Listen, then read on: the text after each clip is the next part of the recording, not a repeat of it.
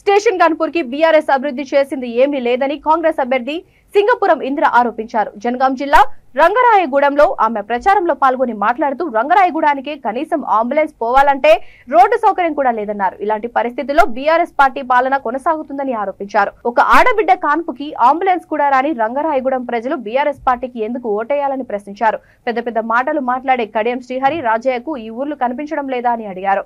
ఉద్యోగాలు లేవు, దళిత బంధు లేదు, ఎలాంటి అభివృద్ధి లేదన్నారు. ఒకటి మాత్రం ఉందయ్యా, పెన్షన్ ఇయ్యంగానే పక్కనే బెల్ట్ షాపులు ఉంటాయని వ్యాఖ్యానించారు. ఆ పెన్షన్ పైసలు మళ్ళా కేసీఆర్ ఇంటికి పోతాయి. అన్ని రేట్లు పెంచిళ్లు, కరెంటు బిల్లు, గ్యాస్ బిల్లు, నిత్యావసర సరుకులు కూడా పెంచారని ఆమె విరుచుకుపడ్డారు. తుపాకీ రాముళ్లాగా అభివృద్ధి పథకాలు ఎన్నో ఇస్తున్నామంటుండ్రు, ఇక మందుకు మాత్రం బానిసలు చేస్తుండ్రని ఇందిరా ప్రభుత్వంపై దుమ్మెత్తిపోశారు.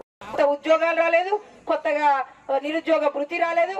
ఎవరికో ఒకరికి ఊరికి ఇద్దరికి దళిత బంధు వచ్చి అది కూడా దగ్గరున్న పొలిటికల్ లీడర్స్ కి ఎవరైతే దగ్గరుంటారో 4-5 ఊరికి వద్ద 2-3 కుటుంబాలు మాత్రం ఆయనకు దగ్గరున్న వాళ్ళకే లాభాలు పొందుతున్నారు. ఇవన్నీ ఏం రాకుండా మరి తెలంగాణ ప్రతి విలేజ్ లో ప్రతి గ్రామంలో ఒకటైతే వచ్చిందమ్మా, వైన్ షాపులు, బెల్ట్ షాపులు అయితే తప్పకుండా పెరిగినాయి. ఇవన్నీ నేను చెప్పినట్లా ఏమన్నా వచ్చినాయా? మరి బెల్ట్ షాపులు వచ్చినాయా? ఎక్కువైనాయి కదా బెల్ట్ షాపులు. మగోళ్లకు బెల్ట్ షాపులు, ఆడోళ్ళకేమో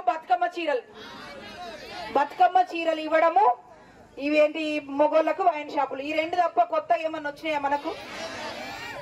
కాలువలు కట్టించినాం, సున్నం వేసినాం, టెంపుల్ కట్టినాం, రోడ్డు కట్టినాం, పాయకాన్లు కట్టినాం, ఇవి చెప్పుకుండా పోతున్నారు దవాఖాన్లకి. వాళ్ళ ఏదో వెనకడ ఒక తుపాకీ రాముడు ఉంటుండే, మీకు తెలుసు, చిన్నపిల్లలకు తెలియదు, పెద్దోళ్ళకైతే తెలుస్తుంది. అప్పుడు టైం పాస్ కాక ప్రతి ఒక్కరు ఆయన రాగానే కూర్చుంది చిన్నపిల్లలు ఆయన చుట్టూ. ఇక చెప్తుండే నా పెళ్లికి ఎవరెవరు వచ్చిరని అన్ని చెప్తుంటే ఆంధ్రం నిజమే కావచ్చు అనుకునేది.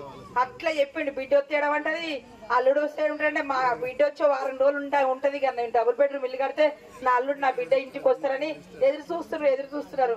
మొన్న అమ్మ అంటుంది, ఏమైంది వచ్చింది అమ్మ నీ బిడ్డ అంటే, డబుల్ బెడ్రూమ్ ఇల్లే రాలేదు, ఇక నా అల్లుడు వచ్చేడు ఉంటాడు ఆకిట్లో అంటాడా అని అన్నది. పెన్షన్ ఇస్తున్నా, నేను పెద్ద కొడుకును పెన్షన్లు ఇస్తున్నా. కాంగ్రెస్ వస్తే కరెంటు పోతుంది, కాంగ్రెస్ వస్తే పెన్షన్లు పోతాయి. దరిద్రమైన మాట, అబద్ధం మాట మాట్లాడుతున్నారు. నువ్వు డబుల్ బెడ్రూమ్ ఇయ్యలేనివి, నువ్వు ఇంటికో ఉద్యోగం ఇయ్యలేనివి, నిరుద్యోగ భృతి ఇవ్వలేనివి, నువ్వు ఇంకెక్కడి నుంచి ఇస్తావు? ఈ రోజు చెప్తున్నమ్మా, మీకు కరెంటు ఫ్రీగా అనేది రాజశేఖర రెడ్డి గారు పాదయాత్ర చేస్తున్నప్పుడు పత్తి వండించి పత్తి రైతులు ఆత్మహత్య చేసుకుంటే పురుగుల మంది వాయిస్ వస్తుంటే ఆయన మొత్తం శ్రీకాకుళం నుంచి ఆదిలాబాద్ నుంచి పాదయాత్ర మొదలు పెట్టుకొని మొత్తం 2 రాష్ట్రాలు తిరిగితే ఎక్కడ చూసినా రైతుల ఆత్మహత్యలు ఉండే.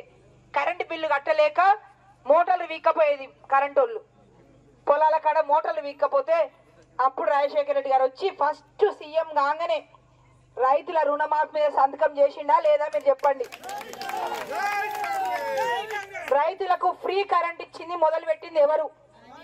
పెన్షన్లు అనేది మొదలు పెట్టింది ఎవడు? 70 రూపాయల పెన్షన్ నుంచి 200 రూపాయల పెన్షన్ చేసిండు. 500 దాకా పెన్షన్ చేసి భార్య భర్తలు ఇద్దరుంటే ఇద్దరు కూడా పెన్షన్ చేసిండు. మరి మొదలు పెట్టిందే వాళ్ళు, మధ్యలో వచ్చి పెంచి 2000 పెన్షన్ చేసినావు, 1200 రూపాయల గ్యాస్ సిలిండర్ అయింది. 2000 పెన్షన్ చేసినావు, 1000 రూపాయల కరెంటు బిల్లు అయింది. నువ్వు 2000 పెన్షన్ చేసినావు, 200 రూపాయల క్వార్టర్ అయిందంట. 50 రూపాయలు 2000 రూపాయలు అయింది. ఒక్కొక్కరు 3000 రూపాయలు తాగుతున్నట్టు నెలకు చెప్తున్నారు వాళ్ళ లెక్కలు. ఈ పైసలు సగం పైసలు ఎటు పోతున్నాయి? కేసీఆర్ ఇంట్లోకి పోతున్నాయి. మరి నేను బీసీలను మంచిగా చేసిన, బీసీలను మంచిగా చేస్తున్నా అంటున్నాడు. ముదిరాజులకు రాష్ట్రం మొత్తంలో ఒక్క సీటు కూడా ఇయ్యలే. ఈ రోజు ముదిరాజుల సంఘం